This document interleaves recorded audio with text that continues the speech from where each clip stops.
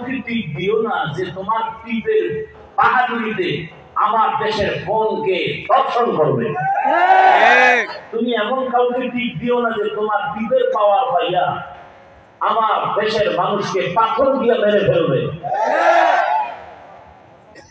এমন কাউকে এই টিপটার দাম আছে। নাপাক ব্যক্তিকে বলল না সমাজ পাক করো, সমাজ আরো নাপাক হবে। আল্লাহ বুঝার তৌফিক দান করে।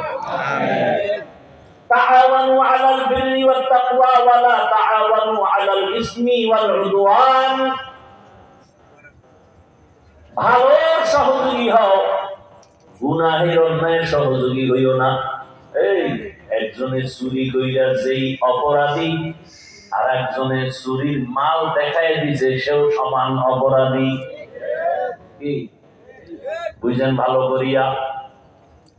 এরে আল্লাহর বান্দারা, যুবক, অন্তরের মধ্যে আমার এই কথাটা ভালো করে ঢুকায় নাও। পারলে নেক আমল করো, না পারলে চুপ থাকো, গুনাহ করিও না। পারলে নেক আমল করো, না পারলে চুপ থাকো, গুনাহ করা যাবে না। পারলে কারো উপকার করো, না পারলে চুপ থাকো, কারো ক্ষতি করা যাবে না। পারলে কারো প্রশংসা করো, না পারলে চুপ থাকো, কারো বদনাম করিও না। এর জীবনের বড় ওয়াজ। আর কোনো ওয়াজের দরকার নেই, আর কোনো ওয়াজের দরকার। পারলে নেক আমল করো, সওয়াবের কাজ করো, গুনাহ করিও না। পারলে কারো উপকার করো, না পারলে চুপ, কারো ক্ষতি করিও না। পারলে কারো প্রশংসা করো, না পারলে চুপ থাকো, কারো বদনাম বলিও না। এর থেকে আর কোনো বড় ওয়াজ আসেনি? মানি না, এই জন্য আমরা হুজুর গো ওয়াজ করতে করতে জীবন শেষ, কিন্তু ফলাফল দুর্বল। মানলে তো এত ওয়াজ লাগতো না। হ্যাঁ, আল্লাহ সবাইকে হেদায়েত দান করেন। তাহলে রসুলের আদর্শের মতো দামি পবিত্র আদর্শ আর নাই। আমার রসুলের তাই শুধু পবিত্র কেন? কারণ আমার রসুল কোনদিন হায়াতে মিথ্যা কথা বলেন নাই, গালি দেন নাই, হাজারো গালি শুনছেন, জবাব দেন নাই। আমার রসুল পবিত্র, কারো ক্ষতি করেন নাই, হাতের দ্বারা ক্ষতি করেন নাই, চোখের চাহনি দিয়ে কারো ক্ষতি করেন নাই, জবানের কথার দ্বারা কারো ক্ষতি করেন নাই। নবীজি আমার এত পবিত্র, আমার নবী চেহারার দিয়ে তাকাইয়া বহু বিধর্মী কালেমা পড়েছে আর বলছে এই লোকটার চেহারা দেখলে মনে হয় সে মানুষের বন্ধু, দুশ্মন নয়। আর আমরা ঘরে বসে বসে মানুষের কল্পনা করি কার ক্ষতি করা যায়, অথচ ইসলামের আদর্শ কত সুন্দর। ইসলাম ছাড়া এই জমিনে কোনোদিন কেউ শান্তি দিতে পারবে না, কোনোদিনও না, কসম আল্লাহ। শান্তির একমাত্র ঠিকানার নাম ইসলাম। শান্তির একমাত্র ঠিকানা, একমাত্র ঠিকানা ইসলাম। ইসলাম ছাড়া এই জমিনে খোদার কসম কেউ কোনোদিন শান্তি দিতে পারে নাই, পারবেও না। চাপাবাজি করতে পারবে, শান্তি দিতে পারবে না। শান্তির জন্য কোন পদ্ধতি নাই, একটাই পদ্ধতি, কি? ইসলাম। এছাড়া শান্তির কোন পথ নাই। ইসলাম কি বলে? এই বড়রা, ছোটকে মায়া করো, আদর করো, স্নেহ করো। ও ছোটরা, বড়দেরকে সম্মান করিয়া কথা বলো। ইসলাম কি বলে? ঘরে ঢুকার আগে তোমার স্ত্রী আছে, ডান পা দিয়া ঢুইকা জোরে একটা সালাম দাও। ইসলাম বলে কারোর সাথে মোলাকাত হইছে, প্রথমে সালাম। সালাম মানে কি? শান্তি। শান্তি। ইসলাম কয় শুরুতেই শান্তির দোয়া শুরু হয়ে যায়। তুমি বলো আসসালামু আলাইকুম, দোয়া করলা তোমার উপরে শান্তি বর্ষণ হোক। সে আবার জবাব দেয় ওয়া আলাইকুমুস সালাম, তোমার উপরেও শান্তি বর্ষণ হোক। ইসলাম প্রথমেই দোয়া শুরু হয়ে গেছে। এর দ্বারা মহব্বত বাড়ে। মায়ের সালাম দেয় না? দেয়? দেয় না। বউরে সালাম দেয় না, শালিরে দেয়। কারে দেয়? শালিরে সালাম দেয়। বেগানারে সালাম দেওয়া জায়েজ নাই। এই পাবলিক, বেগানাকে সালাম দেওয়া জায়েজ নাই, কারণ সালামের দ্বারা মোহাব্বত বাড়ে। উল্টো পাল্টা জায়গায় সালাম দিয়ে মোহাব্বত বাড়ে, বিপদ। ইসলাম বিপদ চায় না। বেগানাকে সালাম দেওয়া যাবে না, বেগানার সাথে কোনো কথাই বলা যাবে না, চেহারাও দেখা মনে মনে জিনার ভাব নিবা তাও হবে না। এই জন্য আল্লাহ কয়, ধর্ষণ যদি জমিন থেকে বন্ধ করতে চাও, ধর্ষণ বন্ধের একটাই মেডিসিন, চোখের দর্শন বন্ধ করো। কি বন্ধ করতে হবে? দুনিয়ার র্যাব আর্মি সারা দুনিয়াটা এলো, কোনদিনের জমিনে ধর্ষণ বন্ধ হবে না যতদিন পর্যন্ত চোখের দর্শন কন্ট্রোল না হবে। এজন্যই তো আল্লাহ বলেন, কুল্লিল মুমিনিনা ইয়াগুদ্দু মিন আবসারিহিম। ও মুমিন নারী পুরুষেরা সবের মধ্যে আছে, নজরকে সংযত করো, নিম্নগামী করো, বেগানার থেকে নজরকে বাঁচাও।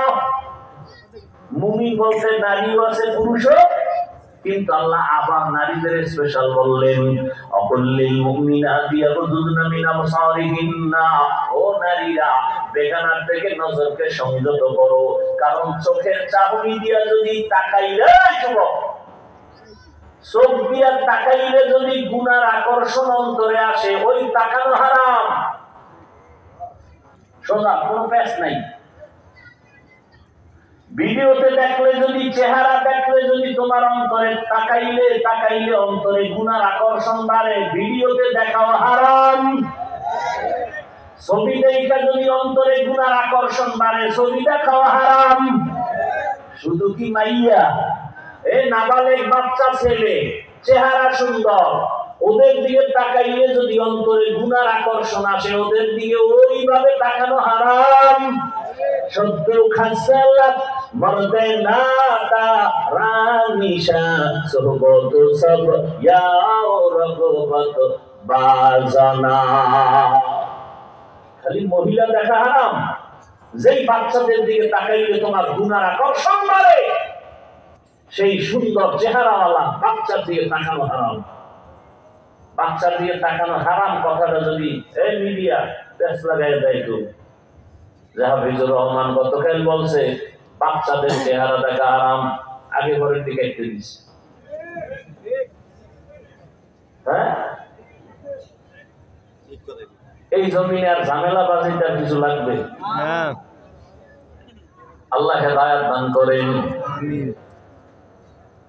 কি করি, কইতেও পারি না, সইতেও পারি।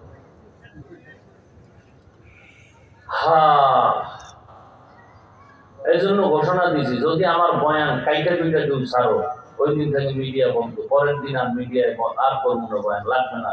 আমার মিডিয়া দরকার নেই, আমার আল্লাহ দরকার। দেখো না, সব এত চিল্লাই মোবাইল নিয়ে, একজন বক্তাও চিল্লাইব, কেউ চিল্লানোর দরকার। আমি চিল্লাইতেছি কেন? আমি মানুষ হইতে পারি না, আমি একটা অমানুষ। বক্তা হওয়া এটা কিছু না, এটা একটা হালকা।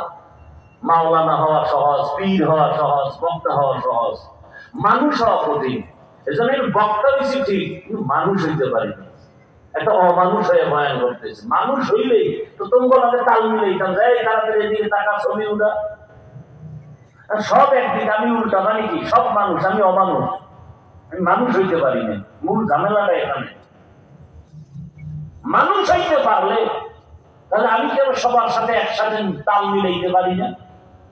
কেন আমার মোবাইলে আমি ফেসবুক চালাই না? কেন আমি এর বিরুদ্ধে বলি? একটা বয়ান আমার নাই যেখানে মোবাইলের বিরুদ্ধে বলি না। মানুষ অতিষ্ঠ, ছবি তোলার বিরুদ্ধে বলি, কঠিন ভাবে বলি। মানুষ হতে পারলে তাল মিলাই ফেলতাম, আসলে মানুষ হতে পারিনি। আল্লাহ তার কুদরতে আদর্শ মানুষ হওয়ার তৌফিক দান করেন। বড় কঠিন হালাত। সরকারের প্রয়োজন ছাড়া, শরীয়তের প্রয়োজন ছাড়া যে কোনো কারণে এমনি ছবি তোলা হারাম, হারাম, কবিরা গুনাহ।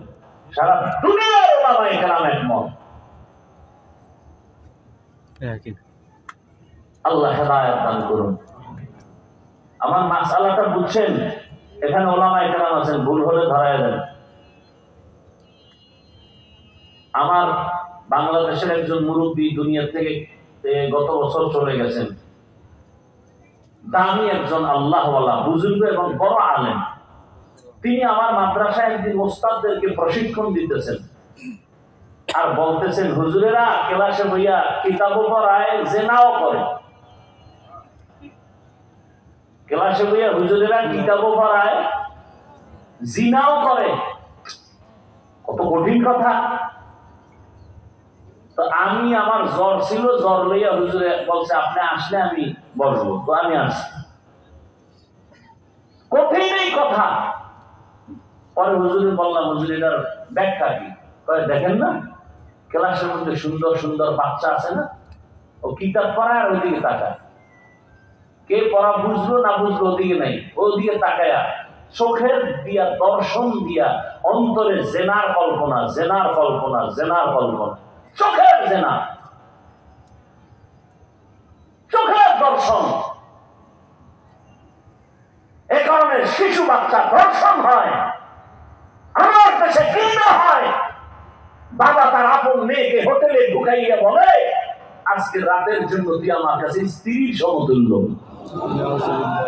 এটা কিন্তু ইন্ডিয়ার খবর হয়েছে। সোনার বাংলার তাজা খবর, তোমার খবর নেই। মোবাইল তোমাকেই নষ্টনী করেছে,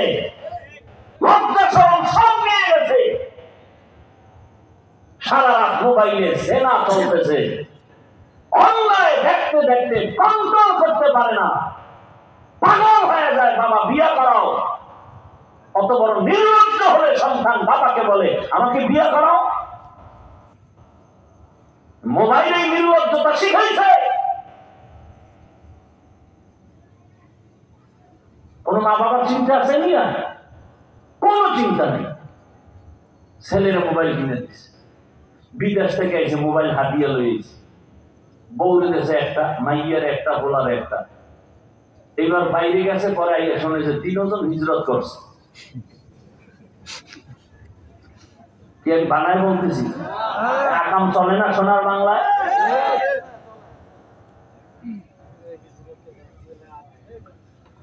হারে মালিক, কত বাবা কান্দে আমাদের কাছে আইসা। এখন কি আকাম করে দিয়েছেন না? কাম শেষ। একটা কাম দিয়ে আমার ভাত দিতে না, আমি আকাম বড়টা করছেন। হ্যাঁ কি মাইয়া বলার নাম মনে হয় ফেলার লিখে দিচ্ছেন। হ্যাঁ তো বহু আগে। আমি তো জুতার বাড়ি খাইবেন, দোয়া ইউজ করেন। বহু বাবা সন্তানের নামে জায়গা ফেলার লিখে দিয়ে এখন কামতেছে। সরকারি আইনে, ইসলামী আইনে বাপ মরিয়া গেলে সন্তানরা পাবে না। মাস্তানি করেন কেন? আগে আগে জুতার বাড়ি খাইতে দরদ দেখান।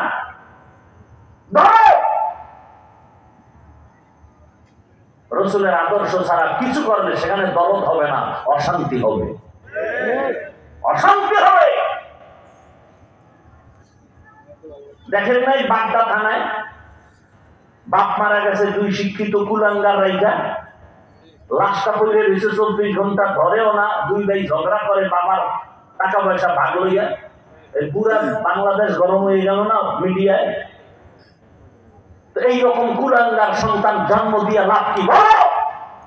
আর এই কুলাঙ্গারের বাবা দাবি করে লাভ কি বলো? রসুলের আদর্শ নাই। ও জন্ম থেকে শিখছে সরোয়া অজগর। ও মেজাজ তো সাপের মতো অজগর হয়ে গেছে। সরায়াতে শিখছে আপা, বাস আপার পিছনে দৌড়ে দিতেছে। একই অক্ষর মাদ্রাসায় শিখে আর বলে সরোয়া অজু, সরায়াতে আল্লাহ। একই অক্ষর শিখে ওখানে কবিতা পড়ে ক্রিং ক্রিং টেলিফোন, হ্যালো হ্যালো হ্যালো, কে তুমি কাকে চাও বলো বলো বলো, আমি নাও হ্যালো ক্যাট বিড়ালকে চাই, জরুরি খবর আছে দেখে দাও তাই, হামটি মাটিমটি তার খারা 2 শিং, তারা মাঠে পারে ডিম। মাদ্রাসায় এই ছাত্রটা কি কবিতা পড়ে? বলে কিতাবটা ধইরাই পড়ে রব্বি জিদনি ইলমা, রব্বি জিদনি ইলমা। আর মোনাজাত দিলে দোয়া করে রব্বিরহামহুমা কামা রাব্বায়ানি সগীরা। রসুলের আদর্শ। ও আমার কলিজার যুবক,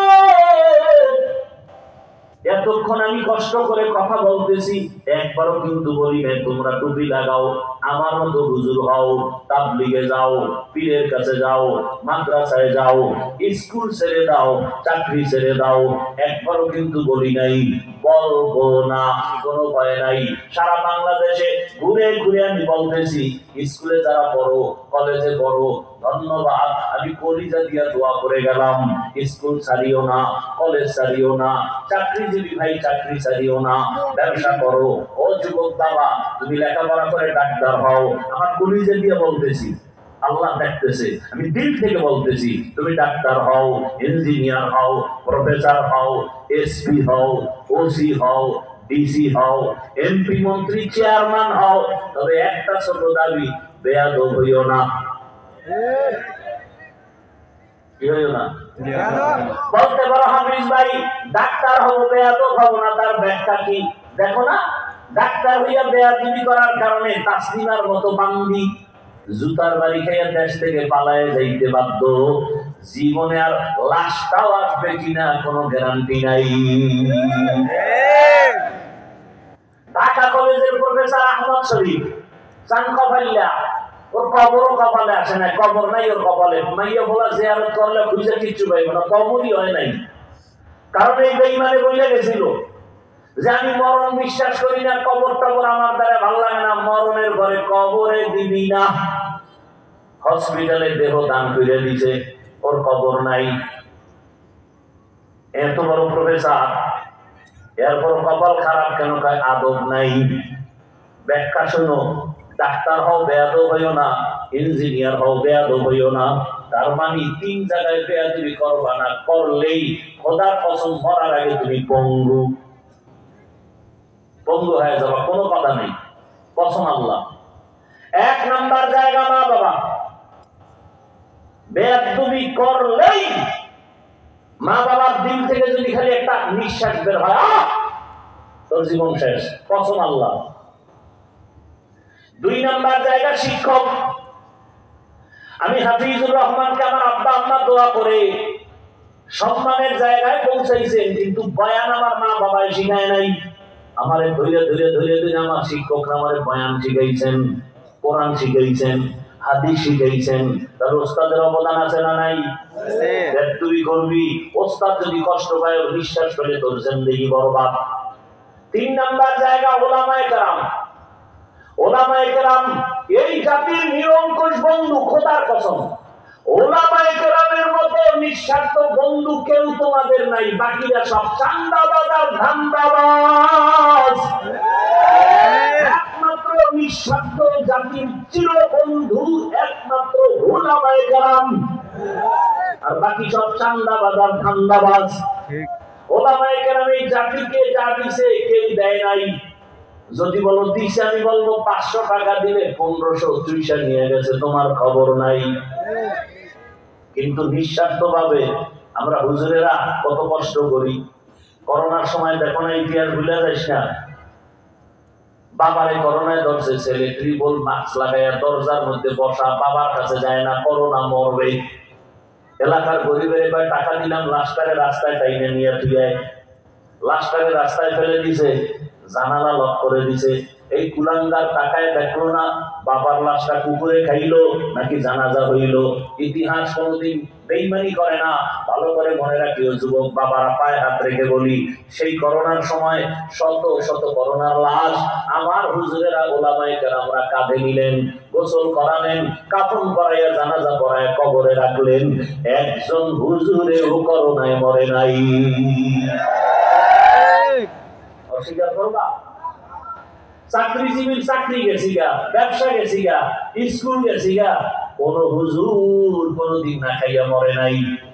চাকরি বন্ধ, ব্যবসা বন্ধ, ফ্যাক্টরি বন্ধ, স্কুল বন্ধ, কলেজ বন্ধ, কোরআনের মার্কাজ মাদ্রাসা বন্ধ হয় নাই। আর কেমনে বুঝাবো তোমাদের বলো? ওলামায়ে কেরাম এই জাতিকে যা দিছে কেউ দেয় নাই। তুমি মানো আর না মানো, তোমার সাথে আমি তর্ক করবো না। এই যে জুলাই অভ্যুত্থানের আন্দোলন বলো, ওলামায়ে কেরাম ছাত্ররা মাঠে না নামা পর্যন্ত সফলতা আসে নাই। কিন্তু হুজুরগো নামও নাই, নিতেও মনে করে উঁচু করা লাগবে। কত বড় হারাম। আর আমরা হইলাম আর এক অকৃতজ্ঞ, সুযোগ পাইয়াও আমরা ওলামায়ে কেরাম এক হইতে পারি না, বরং স্টেজে উঠে গালি দিই হুজুর হুজুরে রে।